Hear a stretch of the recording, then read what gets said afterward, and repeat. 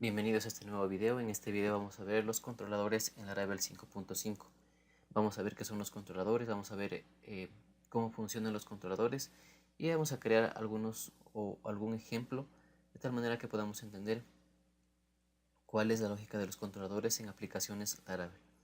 Antes que nada, antes de empezar con la explicación y los ejemplos de los controladores, quisiera ver en esta imagen para analizar de forma general cómo funciona el patrón modelo vista controlador, que es el patrón que implementa Laravel en su framework. Entonces, aquí en esta imagen podemos ver que tenemos tres componentes, que son los modelos, las vistas y los controladores. Si podemos ver que los modelos y las vistas no interactúan directamente entre sí, sino que lo hacen a través de un ente o de un elemento que es el controlador.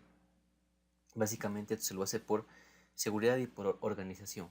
Es decir, el modelo y la vista van a relacionarse a través de un controlador, que cuando por ejemplo un cliente haga una petición al servidor, esta no va a ir directamente hacia la base de datos, que son los modelos, sino que va a ir a través de un controlador, y ese controlador va a ir hacia la base de datos, va a hacer la operación que necesita el usuario y la va a devolver a sí mismo, pero no directamente del modelo a la vista, sino a través del controlador. Básicamente esta es la lógica que tiene el patrón modelo vista controlador, y eso es lo que implementa el framework Laravel. Entonces nosotros decimos que en Laravel los controladores están asociados directamente con las rutas. Pues sí, como habíamos visto antes en un video anterior, cuando el cliente hace una petición hacia el servidor, ya sea para insertar o para ver o para hacer cualquier operación dentro de una base de datos, dentro del sistema, entonces el cliente envía la petición a través, sea bien una petición GET o una petición POST. Estas van hacia las rutas y las rutas se encargan de direccionar al controlador que va a hacer esa tarea. Entonces por eso se dice que están directamente relacionados con las rutas.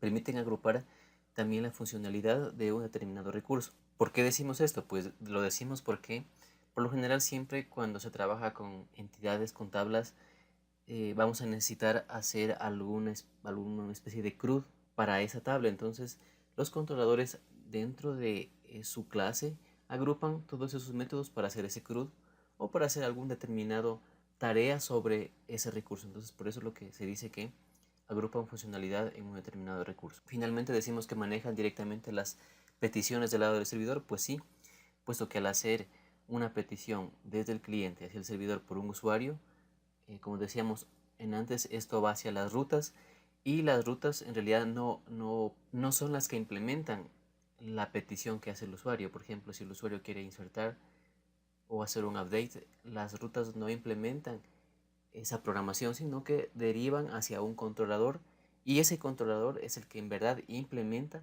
la petición que hace el servidor, ya sea para mostrar una vista o a su vez para hacer una inserción o cualquier otro tipo de tarea que haya hecho el usuario desde el lado del cliente. En el siguiente video vamos a ver más a detalle con ejemplos cómo crear los controladores y cómo usarlos ya en aplicaciones reales con Laravel.